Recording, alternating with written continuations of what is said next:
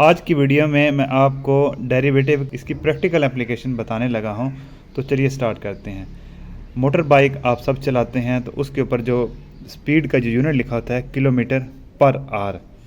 Kilometre यहाँ पे distance का यूनिट है और आर जो है ये है टाइम का यूनिट। इसका मतलब ये है कि विद रिस्पेक्ट टू टाइम आप कितना फासला तय करते जा रहे हैं।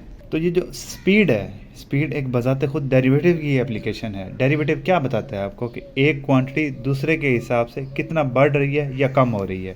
तो यही कुछ तो यहाँ पे आप देखते हैं। जब आपकी बाइक चल रही है तो इसके ऊपर स्पीड आ रही होती है, 40 है, 60 है, 80 है, जितनी भी है। तो इसका क्या मतलब होता है कि इतने किलोमीटर पर आवर आप ट्रैवल करने हैं। मिसाल के तौर पर अगर आप 60 किलोमीटर पर आवर की स्पीड से जा रहे हैं तो इसका मतलब होगा कि आप 60 किलोमीटर ट्रैवल करेंगे 1 घंटे के अंदर अंदर।